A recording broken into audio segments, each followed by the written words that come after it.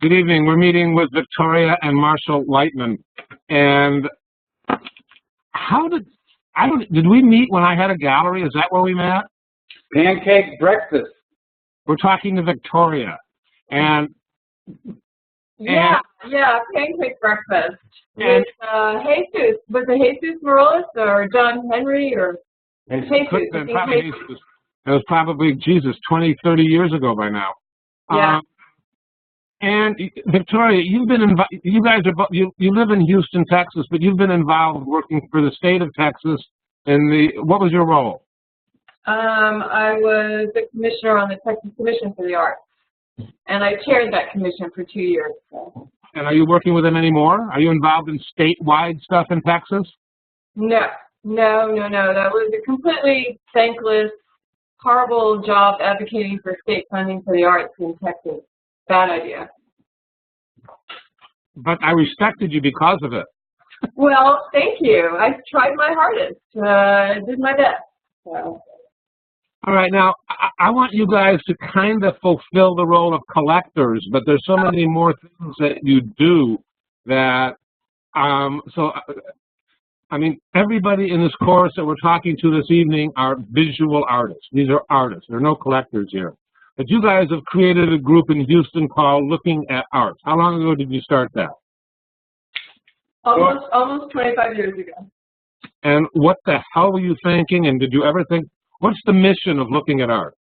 We've thought about that many times, and all I want to say is that we can't collect it all, so we decided to get other people involved in collecting too. So that's basically what we do.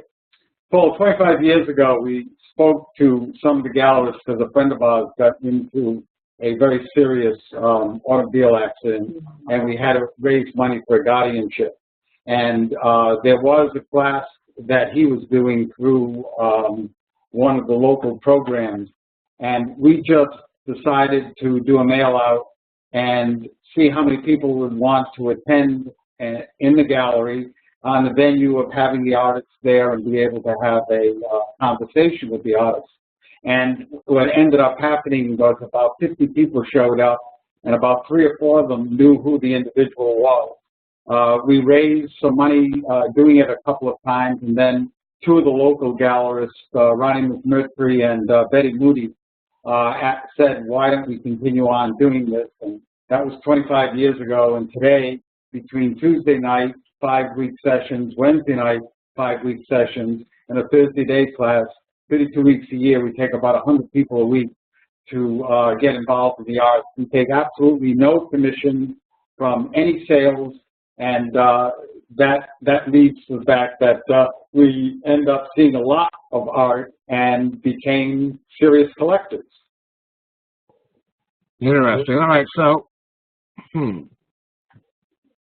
I don't know where to go with this stuff. All right, let's talk about you guys as collectors.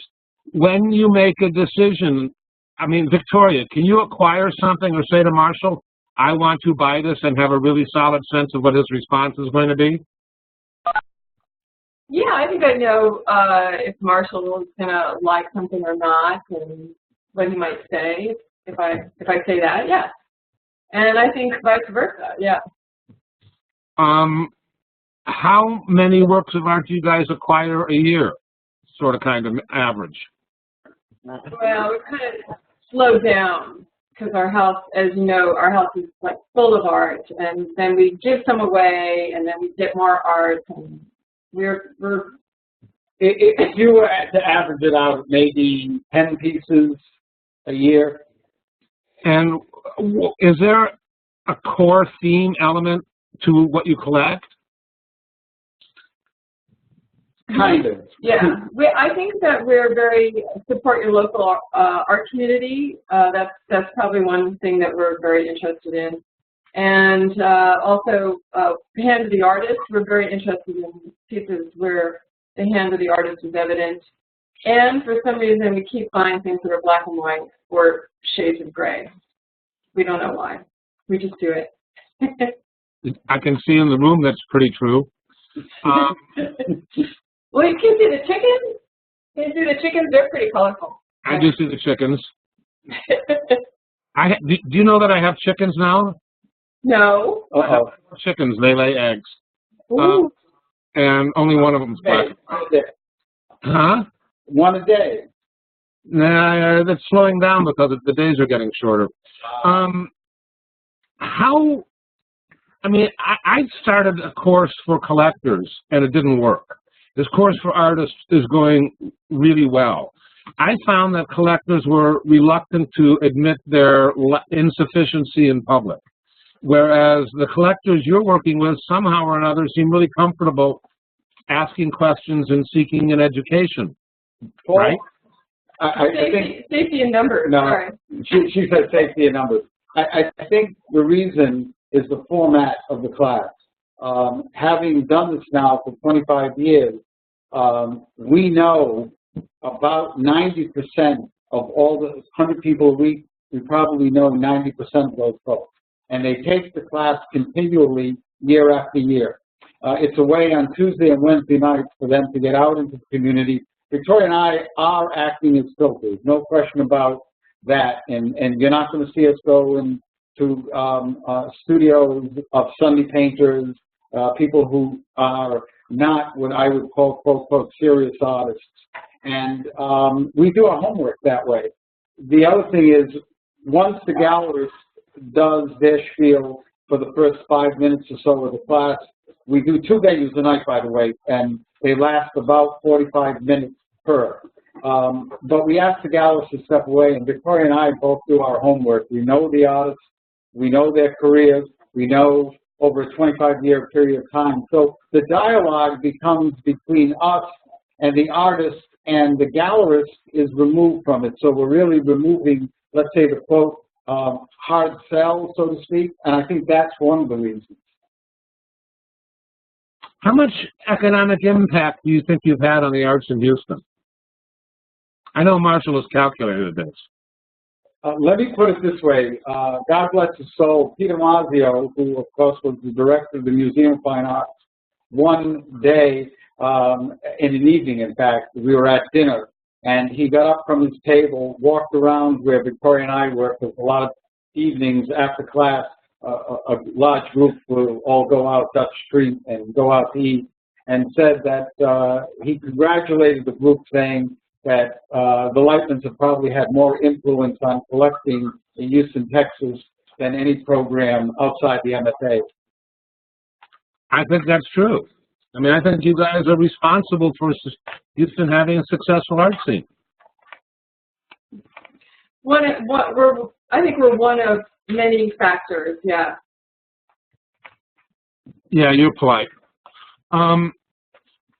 How often when you take your group around, do people buy things that night, or do they do it later? How does it happen? Both. Yeah, sometimes they buy that night. Sometimes we buy that night, and other times it just, we might be invited over to somebody's home and where we haven't been before, and we'll go in and we'll see all of these pieces that they've bought over the years. And yeah, it's just up to them. We're kind of like doing what you do. We don't tell people what to buy. We don't tell them how to. We show them this. We show them that. We let them make up their own mind about what they like, because they have to live with that. They're going to live with the art, and they can have their own, their own set of ideas about that. So. We've been told by gallerists that we tend to take the intimidation out of walking into a gallery and buying art. Also, some of the gallerists in working with us over the years, if we ask them to talk a little bit about the business side, so they have a better idea of what the share of revenue is between the artist and the gallery, what the gallery does in promoting careers, so they understand how the mechanism works. How does the business side, which it is a business side, how does it work? Is there such a thing as discounts? And if so, who are they given to? What do they consider being a gallery? What is a collector in their mind? So it makes for some interesting dialogue, because we've had it both with the artist and the gallery. Do you visit artist studios now with your group? Yes, we do. What's the ratio of studios and galleries? Well, we usually do one each night. We usually start at a public place, a gallery, and then go to a studio or an alternative art space or someplace that's kind of really out of the way that most people wouldn't go to by themselves, or maybe a collector's home. Also, Paul, we are really strict about artists that have relationships with galleries. We always let the gallery know we're going to that studio, and we always remind everyone in the class that if they're interested in any piece, that they will be working through the gallery. So we've been very, very clean in that way. We're nothing behind the back. Some of the classes we do have themes. We'll go from the studio, from the gallery to the studio. In some cases, we go from a gallery to private collections. Some of the classes we go as introductions. We'll go to the University of Houston's Art and Residency Program, Lawndale's Art and Residency Program, Diverse Works, the Core Fellow Program at the Museum of Fine Arts, and the Craft Center's Residency Program. So for those young collectors, they get a chance to look at work that would be at a range when you're younger and you're just venturing out that is more suited to their income level. So a lot of people have been with your group for, what, at least a decade? Yes, and some, 2 decades. Yeah. Do you see people's taste changing? Yes, and ours has as well. So. Do you see anything you can predict in terms of how people progress, or is it totally individualistic? Interesting. Let me put it this way. Houston, as you well know, we always call it a town instead of a city, but unfortunately, before our eyes, since our unemployment rate is resting in the high 4s, and the median price of homes has jumped by over $200,000 in over a 4-year period of time, it's becoming a city. But the art scene here only dates back in any serious manner probably less than 40 years. And therefore, being fresh and new, it originally was a very strong figurative, narrative art scene, borrowing a lot from the Mexican surrealists called, magic realism, so to speak. As time is going on, especially with the development of the core program with the Museum of Fine Arts, some of those fellows now are professors at our local universities and colleges, and the art scene has definitely widened and broadened its view.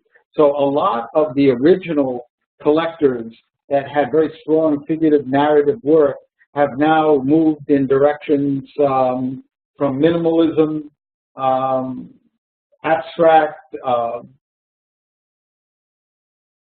and back to figurative. Yeah. Isn't there still a Texas school of art? I mean, like that you referred to as magical realism and Mexican influences and a bit of cowboy boots? No? I don't think so. Not anything that we see. No, I don't think so. We used to have what I like to call the School of Recovering Catholics. Used to be. It used to be, but it's not so much anymore. I better get down there again. That's interesting. One, Paul, I do want to say, one of the biggest changes besides the core program, the Museum of Fine Arts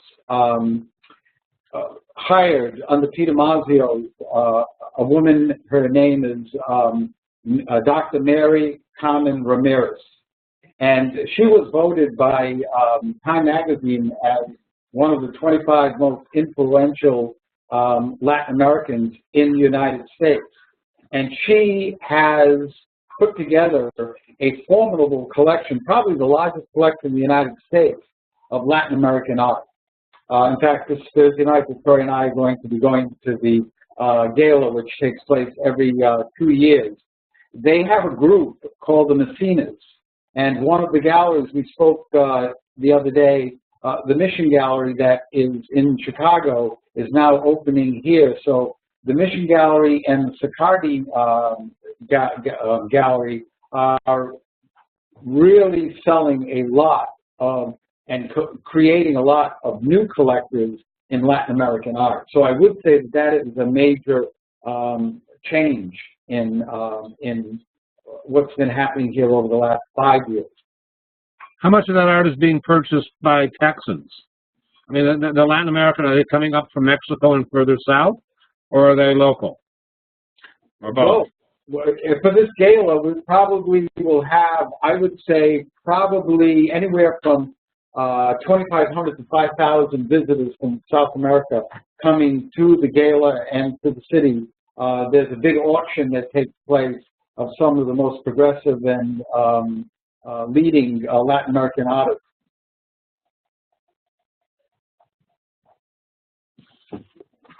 Interesting. There's a woman in this course who's from Brazil who's really happy to hear this news, and I want to open this up for questions, but I don't want to open it up for questions quite yet. And she's looking for you to send her a ticket, I can just tell. When's the gala? This Thursday. This Thursday. Well, we'll have to find out if she has anything to wear first. I mean, you know, we have our priorities. This is fascinating. So I don't know where to go with this. I'm torn between wanting to talk about looking at art more and your guys more. What percentage of the collectors you work with do you think pay over time? Do you have any idea? Good question. You want to answer it? Good. Okay. There's a price point. I'll just say Marshall always does. that's because like the other night we just bought 2 more pizzas. Well, I think it's also because sometimes when we buy with young artists, it's better, you know, to think of them having like a monthly stipend instead of just giving them all the money at once. Yeah, there's truth to that. Yeah. I would say once you get over the $5,000 mark, that definitely almost all the collectors make a number of payments. Interesting. I feel like, you know, from dealers, gallerists I've spoken to, that it varies with different galleries. I mean, like one gallery who sells most work between $5,000 and $20,000 says nobody makes time payments in Chicago, and another gallery with exactly the same demographic says almost everybody. And I can't quite figure out. I don't know. There's two falsities in the gallery world. The first one is when the gallerist tells you that they do not deal at all, and the price on the wall is the only price. And I don't care if that's Jasper Johns or John Little. The second part is when they tell you that they do not ever, ever make time payments. There's not a gallery that I have dealt with that has, here anyways, that we've dealt with, that does not make payments over time. Art fairs, that's a whole different world, but as far as the local art scenes are concerned. You guys lead tours to art fairs and, you know, various tours outside of the state of Texas, as well as, you know, what you do in Houston. Let's talk about the 25 years we've been involved in the art world and how it's changing. What are the major changes you see, and how does that affect visual artists? There you go. I don't know. There's a lot of, I mean, there's all this internet stuff, all the social media and things like that, and people have to keep up with. And I'm not so sure about how to get younger collectors involved. I think they want to be more entertained than actually have a role in doing something or being active in something. That's hard to verbalize, but I don't know. Yeah, Marshall. It's kind of difficult to completely put into words. I think a lot of the younger collectors, as Victoria was Well, you're talking about how artists have changed what they're doing. Well, for example, I think that, Jerry Saltz wrote about recently, fewer artists go to openings, and there is less of a critical dialogue around stimulating new artwork that somebody is showing in an exhibit. So the stimulating art still gets seen, but there's not as big a dialogue about it. I also think that an artist today, when they have a gallery exhibition, tend to create a body of work that communicates with itself and with the other pieces in the show.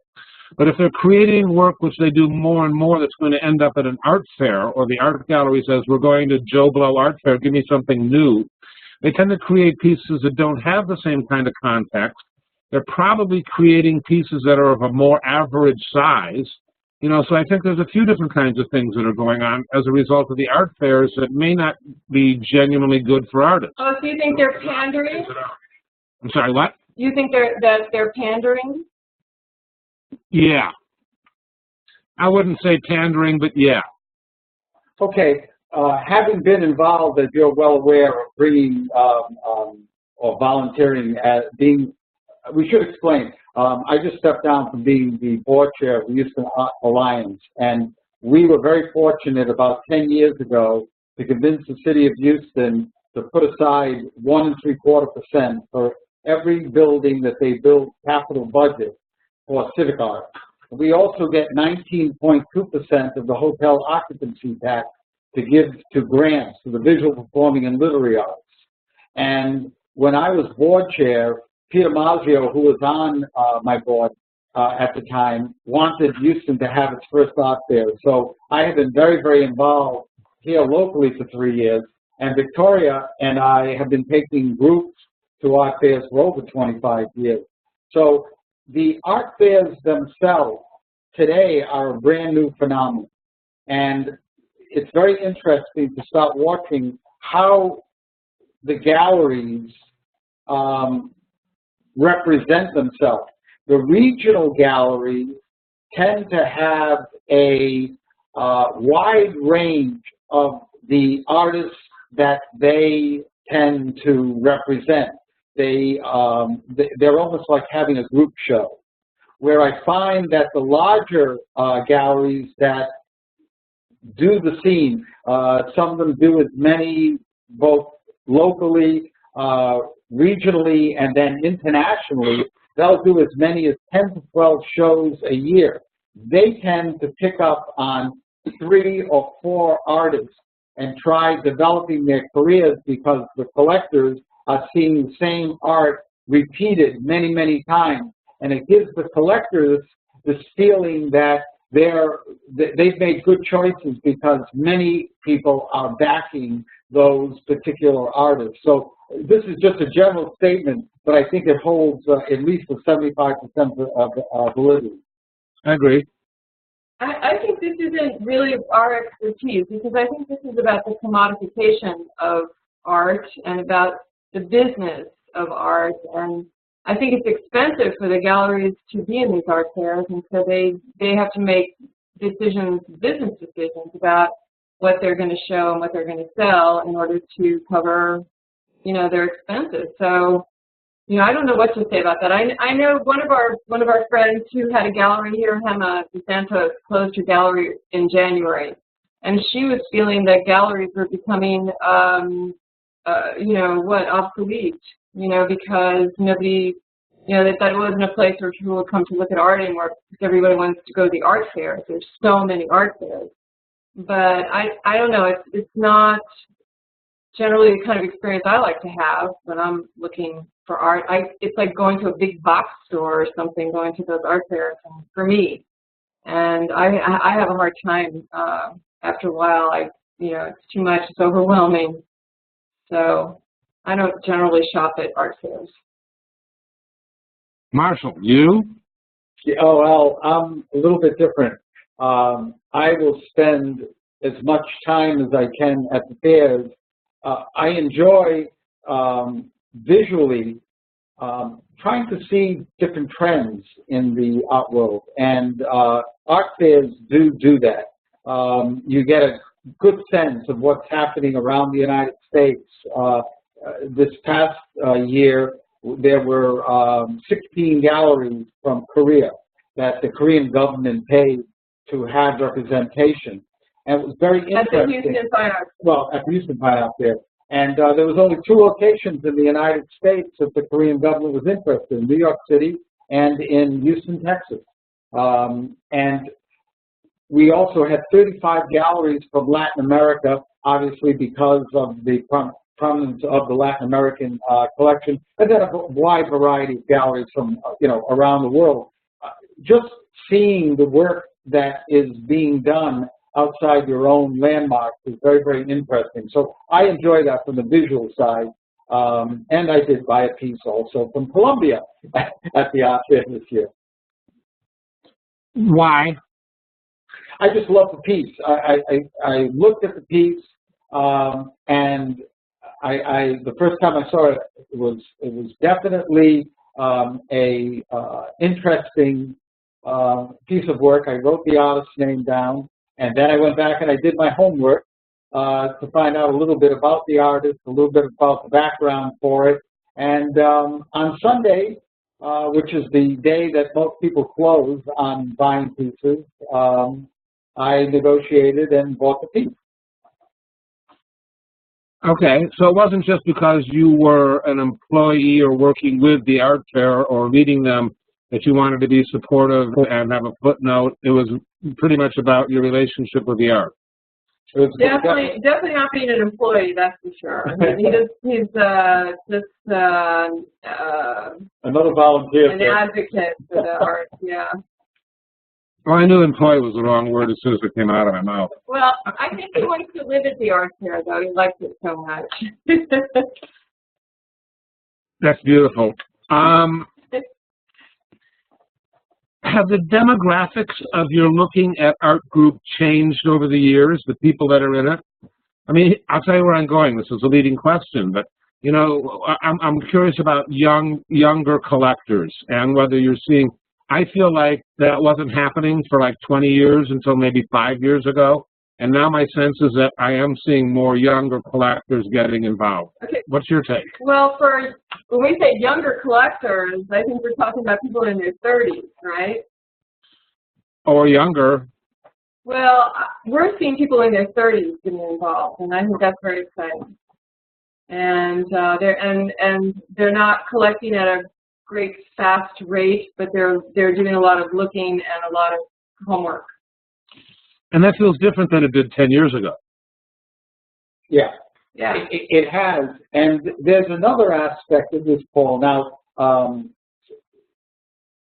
one thing about the regional art scenes that are important, and in our class, we tell everyone, it doesn't make a difference. Chicago, New York, LA, Houston, all those cities are regional art scenes by and large. There are a few galleries in each city that have, or fortunate enough to have collector bases that will allow them to be able to show national and international artists. But by and large, every city is a regional art scene. I find that the stronger communities that are really developing the collectors tend to be from the alternative art community. It seems that these museums all have, quote, quote, collectors groups. But here in Houston, at least, I've noticed that these collectors groups are really being nurtured by the museum to become the next level of collectors that will be donating the pieces to the museum. And they tend not so much to look at the local art scene as they do to the national and international art scene. So I'm not sure from a collector's side, point of view, or for the local gallerists, how really good this is, because the museums, as you well know, don't buy art. They get collectors who are members of the museum to buy the art, then donate it and get the tax write-off. Very few museums today buy regional art. They do, acquire namesakes that they want as part of their community, their collection.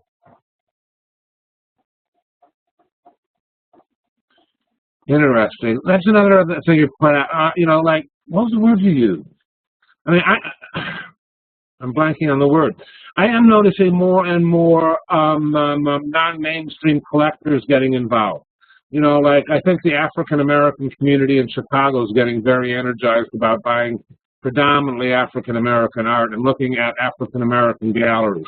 So are you seeing more galleries in Houston that are, I don't know if I want to use fringe, but I mean, they're not locating in the white ethnic geographical areas in Chicago. They're locating closer to their own communities. How is that? How is this? I mean, but Houston doesn't have communities to the same way Chicago does. I mean, you guys are more mishmash all over the place than we are, I think. I don't know. Save me here. Start talking. Say something interesting. No, it's a good question. As I said before, because Houston itself has such a young community, there is not a major African American community. There's more of the Asian community. There is a large African American community. However, there's no gallery per se that really is showing only contemporary. There are two that are showing Latin American and one Australian. And I'm just trying to think outside of that. I don't think there's any other special focus on the ethnic culture kind of art. But all the galleries represent a mixture of art that comes from basically all over the world. I think every gallery that we have in the city has a cross-ethnic group of artists. How many works of art do you own by Houston artists? Out of the collection, I would say that 85% of the collection. How many? Oh, how many? My God, we have over 300 pieces of artwork. And then probably more than that. And then there's pieces, Paul, that we keep. We have an arrangement with the Museum of South Texas, and every 3 to 5 years, we donate to them part of the collection, so that we have. Although you know we got a lot of wall space in the house, it was designed to showcase our own private collection. All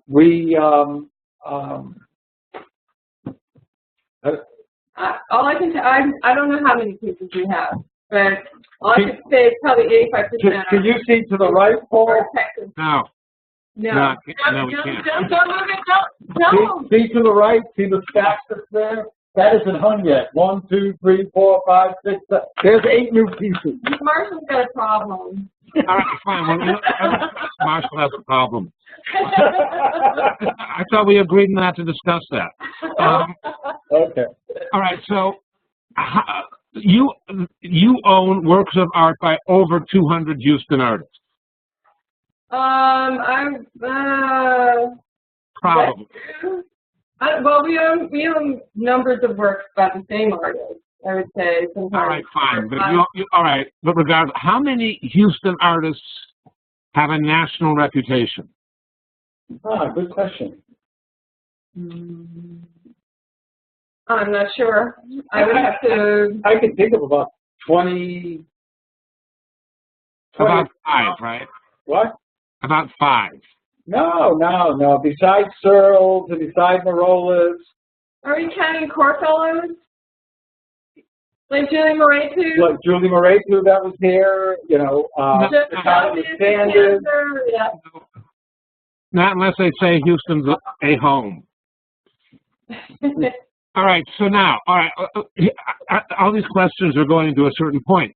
I mean, like, most of the art that's owned in the United States, probably over 75% of it, maybe 85% of it, are not works of art by national figures. That would be true. I totally agree. Lots of cities have regional, I need a good noun here, regional support, regional excellence, regional... It won't be a business unless within a, let's say, 20-mile radius that they don't have 70% to 80% of their collecting space. Wait a minute, say that again. So 80% of the artists are from within 20 miles and 80% of the collectors also are within 20, 25 miles? What I would say is people travel only to a certain distance. When the galleries have their openings, you don't find people that live, as example, in the Woodlands, which is almost 40 miles north of Houston. They don't come into the city on a weekend to gallery openings. But they still might buy art. They still may buy art, but they're going to buy art for other reasons. And basically, they were over a friend's house and they liked what a friend had. They were on vacation. They were in Santa Fe, so they bought something because it reminds them of Santa Fe, you know. All right, so what happens to the artist from not Houston, out of Houston, who gets a show in Houston? How do Houstonians deal with non-local artists? How does anywhere? Well, all I can tell you is, I can tell you one example from our collection that was like one of our big success stories. We went to the Party Gallery one night, and it was just before the opening of an exhibition of an artist from Uruguay who now has a studio, who lives and works in New York City. We had never seen his work before. He was very young. We fell in love with the work. We bought a piece right then and there. His name is Marco Maggi.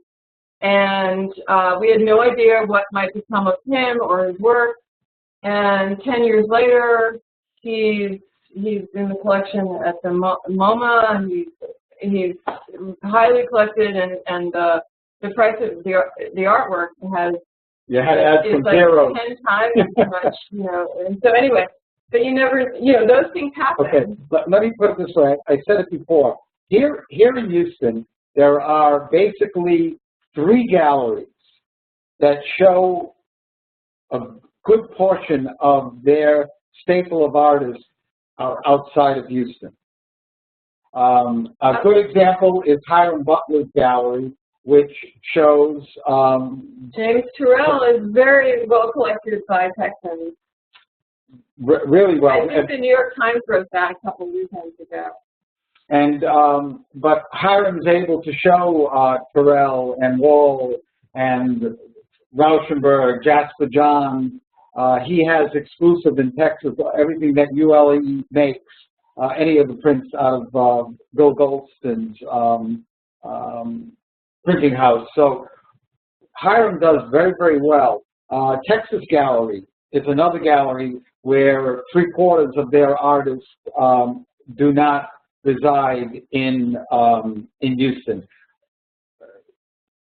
Carrie Inman has probably 70% of her artists don't reside in Houston. But outside of those 3 galleries, the rest primarily are the other way around. At least in Texas. In Texas, 80% are regional art, and 20% may be outside of Houston or Texas. If somebody's showing less regional art, does showing regional art lowers your reputation?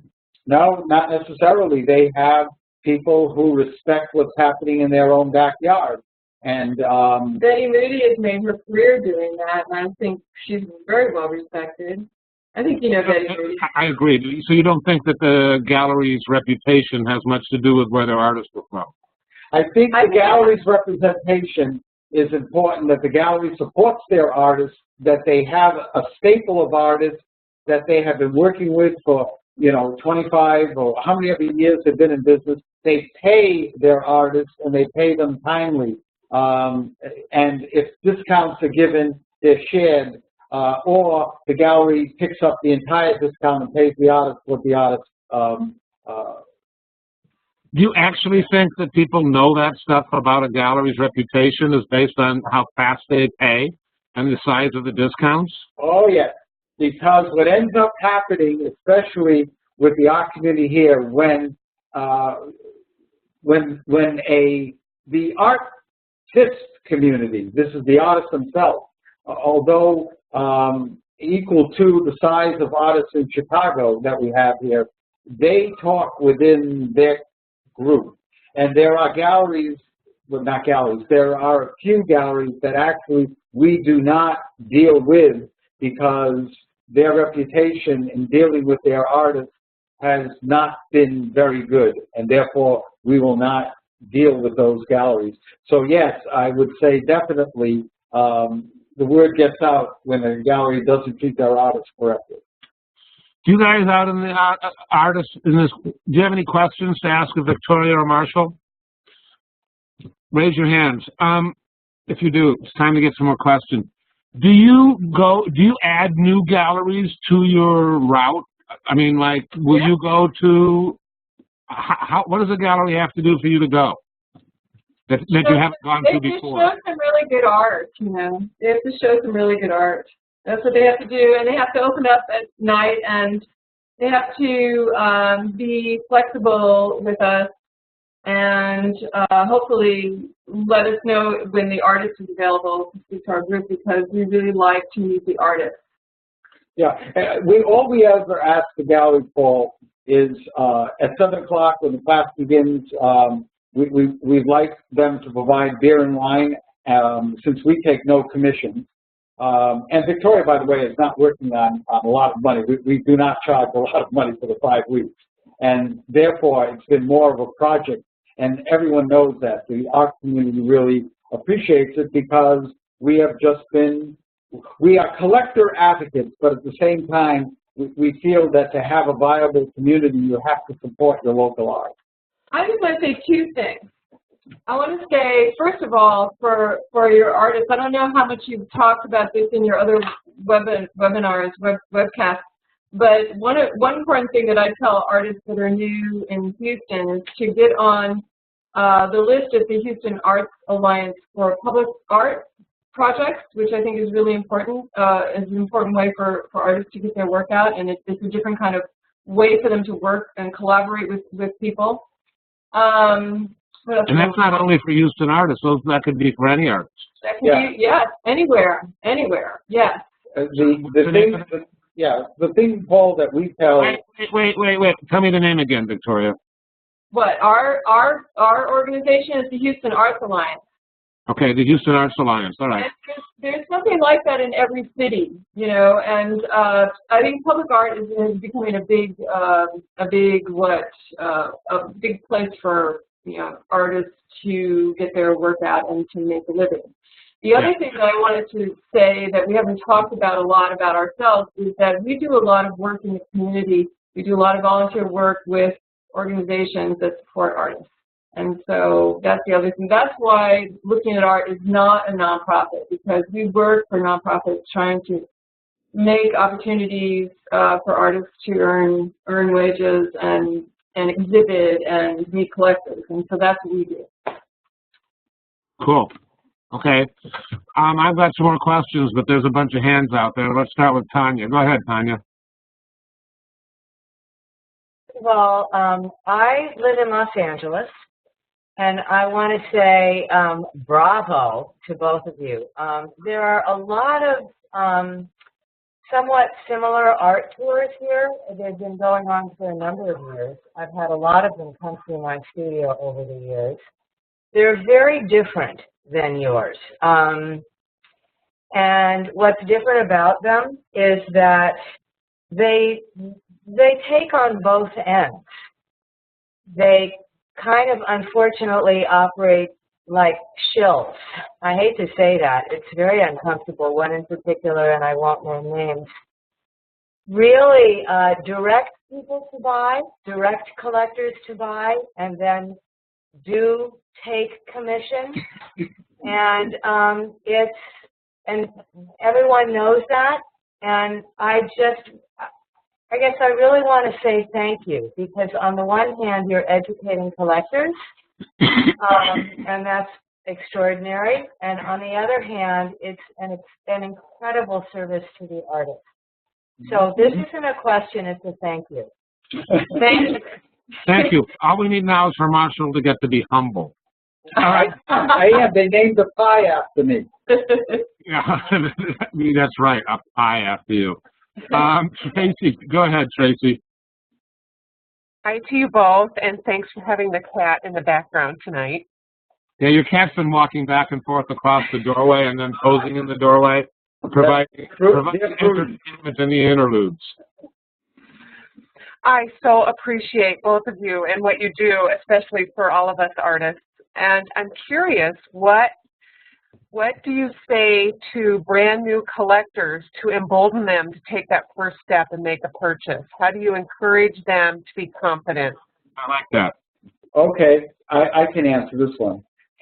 First of all, we don't encourage them to, to buy. The first thing we encourage them to do is look.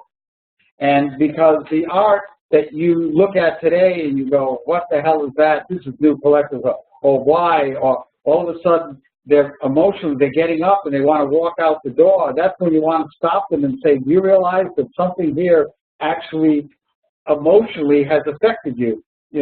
Find out what, over a period of time, what you like. I think the worst thing that happens is when a new person decides that, gee, I'm going to collect art. They know nothing about it, and they buy something that they find out afterwards they like, but now they want to buy some more pieces, and they sort of begin to realize that maybe they shouldn't have taken that first step. So we really encourage them, don't jump into it. Take time. Slowly begin to see what you like, and then start collecting. Thank you. So, but when they get to that moment, do you say more to them, or you've just created an environment? Only if they ask us for advice. If they ask us, what do we think about this or this artist, or what about this gallery dealer, or do we think they can get a discount, or things like that. We are not. It's not our business to sell art. That's not what we're doing. We're encouraging people to learn about art and artists and to love it, and to just love it like we do. And that's what we do. And we're not we're not involved in the business part.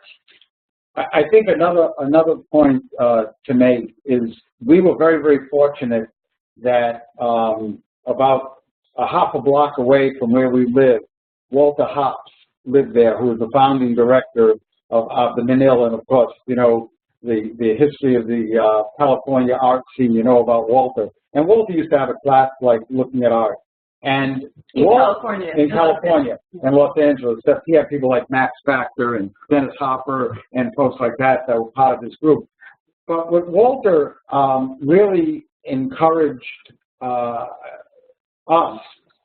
was the importance of having an art community requires support of that community.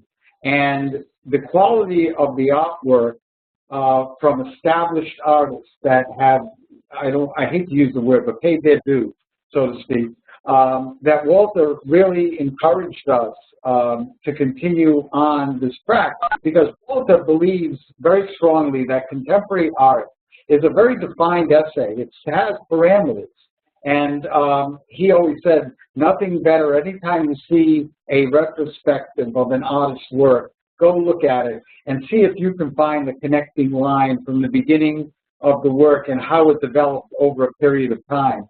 So when you look at the younger collector collecting younger artists, well, there is no line. So it's got to be fresh, it's got to be new.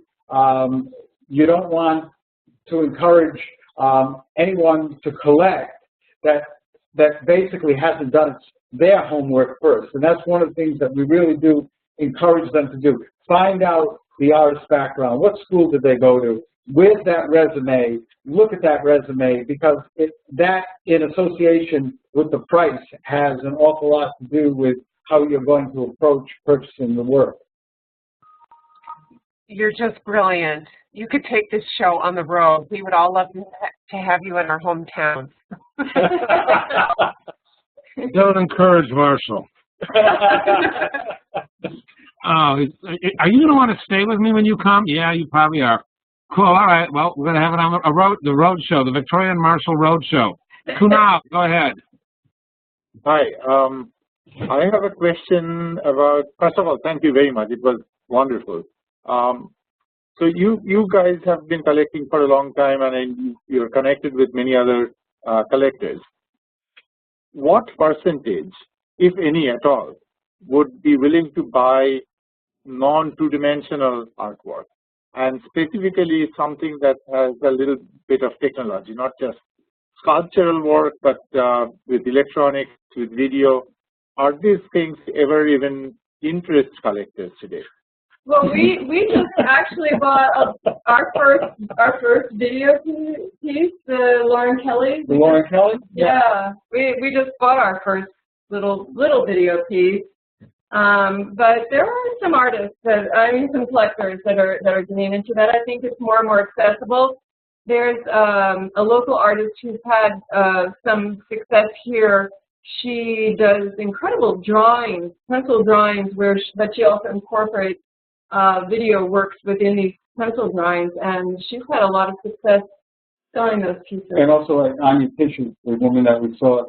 Kasia, she's from Poland, I think. From Poland, yeah, and she does wonderful she does objects that are sculptures that have projections on them, in them or on them. Yeah, people do. Good. You know, we're living in a decade now where art itself is being influenced by the ability of taking electronics and bringing it down to a level that's accessible. You know, when you were looking at Tony Osler's pieces when they first came out, they weren't $1,500, $2,000. They came out, you know, selling at $50,000, $60,000, $80,000. And Adela's work. Yeah. Adela, who's a local artist here, is she from Russia? Adela? Yeah, Adela's from Russia, and her work is all working with fluorescent tubing. And fans, but it's all electrically, you know, wired, and it's beautiful, beautiful work. Yeah, I mean, many of the electronic work I have seen are too large for any individual collector to display. I understand that. But I think there are also smaller pieces that. Oh yeah. Yeah. Yeah. But as we progress now, where the price is down at the point where artists can construct these sculptures at reasonable amounts on the artist side, it makes it accessible to the collector because, again, it's reasonable for the collector, and it's always that point of what's reasonable. But if you're going to sell to support your career, the art over a period of time needs to gradually grow. And if you're going to start with a medium that automatically starts off at $25,000 to $50,000, it's going to be harder over a period of time to get a broad base of collectors. So you are right. Smaller, intimate pieces digitally today, we're seeing more and more of. But it's not the media per se that collectors are would have difficulty with. It's the price of a given media. Absolutely, Paul. Okay. Got it. Thank you. Hey, Sean, your turn. Go ahead, Sean. Question about the secondary market in Houston. I know, like, you guys seem to be really doing it for a sincere love of art and trying to kind of instill that in the people that you work with. And I'm wondering if you run into or deal with people who are kind of working on a more speculative tip, and if that's a problem in Houston or if not really. Good question. Speculative. There is only one gallery in the city that does its main business in the secondary art market. And it is for historic, you would say, historic pieces that date back, you know, maybe 50 to 60 years in the Houston art scene. That's only one gallery.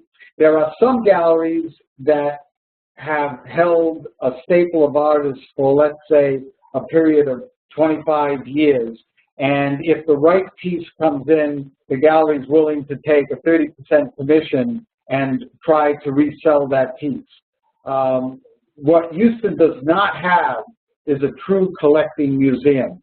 And it's the museums eventually that create the hierarchy of art as far as pricing is concerned. So without having a true collecting museum, and you don't see too many shows of local regional art, you're really seeing it at the alternative art places in Houston. So there is not a strong, what you would call secondary. There's not, but there are a couple of collectors in Houston. One who buys and sells pieces, historic, pieces like Fred Canback, that never comes out of the box that gets resold, or so there are people that are working on that level in Houston, and also we have we have Sotheby's here and Christie's also. They have offices here, so yeah, there's something going on. But that's not what that's not what we're dealing with. So.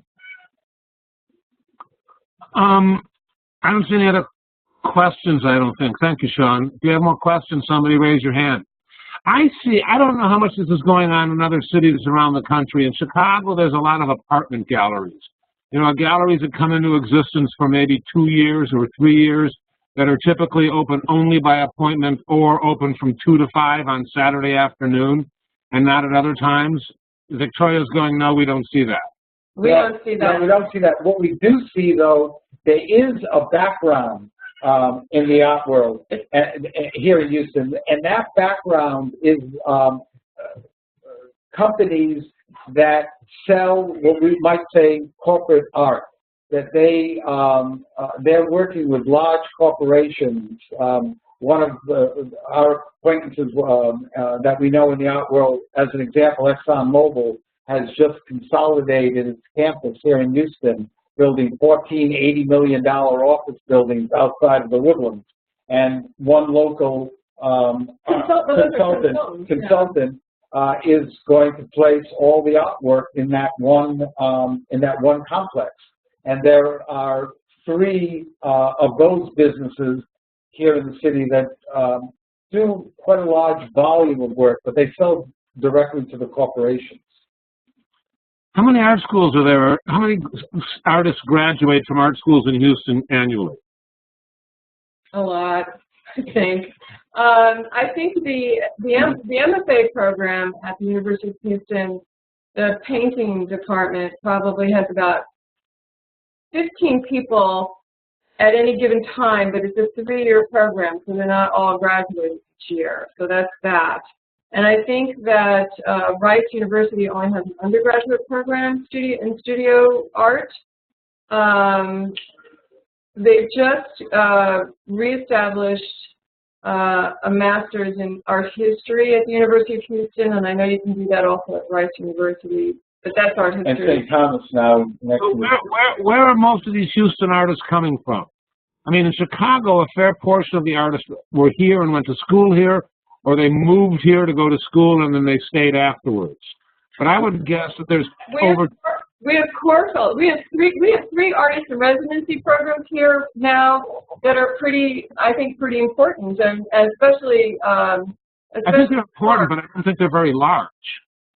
They're not very large, but we've been on the core fellow board for almost 20 years, and so there's always 7 artists, 6 critical writers, and so a lot of them, I would say at least maybe 50 or 60% of them stay in Houston, and over time that has really made a difference, I think. But then the other thing, Paul, you have to understand is Texas is another country, but the cities in Texas are separated. When you think about it, here we are in Houston, but Dallas is 275 miles away, and it's 200 miles to San Antonio and 225 miles to Austin.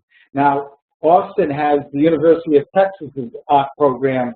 Then in Nacogdoches, you have... but there's also a really great school up in Denton, Texas, which is just outside of Dallas-Fort Worth area, and that's the University of North Texas, and they've got a great art department up there. So. And then there's the large sculpture department at the University of Houston. So let's say you're an artist living in rural America, and your art's pretty damn good.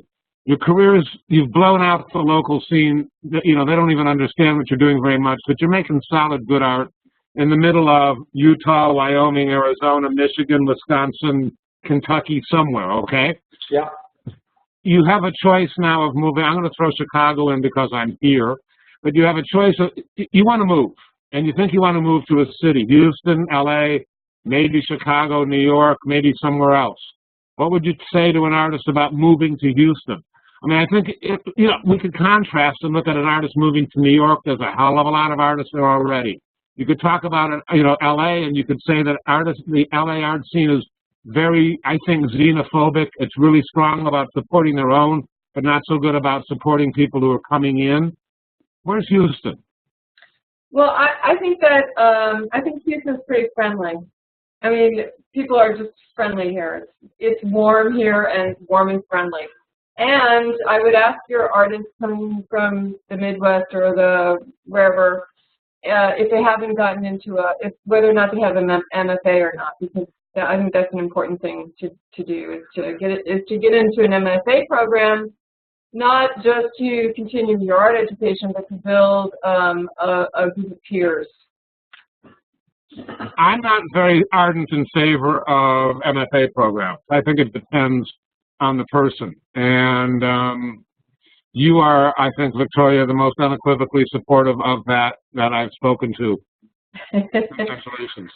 Well, Paul, just remember, like all things to collectors today, they're educated in taking a look at the portfolio. And I think what Victoria is also referring to is we find that a lot of the artists that are in the MFA program, it tends to be cliquish.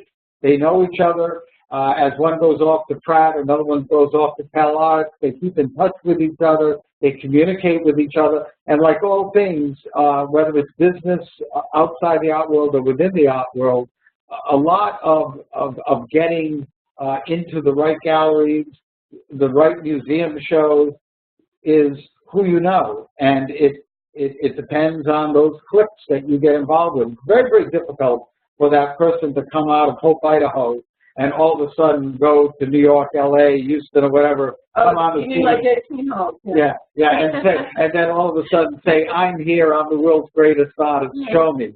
I think that becomes difficult. We tell young artists that do move to the city, and a lot of them call us up and we do studio visits. We tell them to get their work out into a lot of the group shows. We have a number of alternative art spaces within the city, and get their name out, get the work out, stop developing a collector's base. Every artist will do much better going to a gallery and showing the gallery that they have developed over time 25 or 30 serious collectors that are collecting their work. Of course, recognizing that they're going to be cut in half to the prices that they've been selling for, but the reality is you've got to build your career. Today, galleries are regional, local regional art. And if you expect really to get your work out, you not only have to make it, you have to be able to be the type of personality to sell it. All true. All right, I'm ready to wrap this up unless somebody wants to ask a final question. I'm taking a quick look down the list for hands. Oh, Sean, I see your hand. Do you want to ask something, Sean, or this is from before? Before, sorry. No worries. All right, you guys. Rick. I didn't call on Rick. Go ahead, Rick. I live in Grand Rapids, Michigan, and there's not a large collecting base here.